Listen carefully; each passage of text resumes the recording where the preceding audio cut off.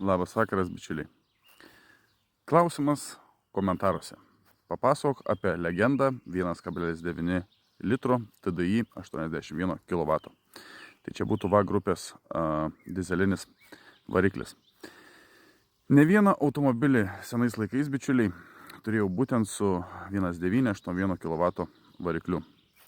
Paprasti mechaniniai purkštukai, taip pat kaip ir 1,966 kW. Todėl variklis yra nelepus, ilgaamžis, važiuoja gerai, traukos užtenka, čipuojasi taip pat gerai. Vienam iš savo automobilių, būtent 81 kW, buvau pačipavęs pirmų steidžių to vadinamu ir buvau užkėlęs 103 kW buvo. Nu tai realiai paliko kaip 2 litrai 103 kW TDI, ane?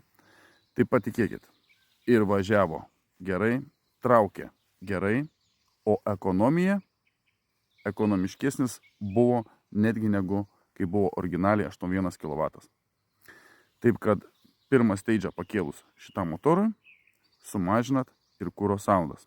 Nedaug ant litriuko, bet šitam varikliui litriukas yra ganėtinai daug, todėl kad jis yra aplamai iš savęs nečipuotas, yra ekonomiškas.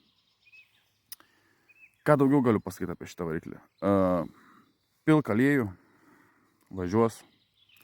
Pilk atidirbusi tepalą, važiuos. Nusakau, šitas variklis yra legenda ir aš skaitau, kad geresnio variklio 4 cilindrų eilėje, būtent dizelinio, niekada gyvenime daugiau nebus pagamintas.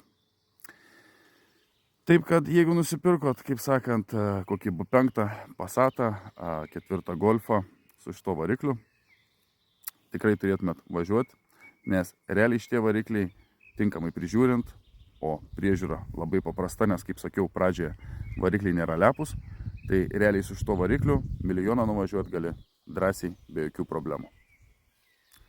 Tai va, bičiuliai, esu žvejyboje, niekas nekimba, sakau truputį, pasidalinsiu informaciją su jumis. Kaip visada, pasidalinkite šito video, paspauskite laiką, palikite komentarą, ką jūs manote, bei paspauskite sekti, jeigu dar to nesate padarę. Na ir kaip visada, mūsų nuotykiai iš auto patikrų jūsų laukia tik mūsų Instagrame Važiuojam Auto. Užeikit, pasiekit ir nieko nepraleisite ateityje. Ačiū visiems ir gražaus likusio vakaro.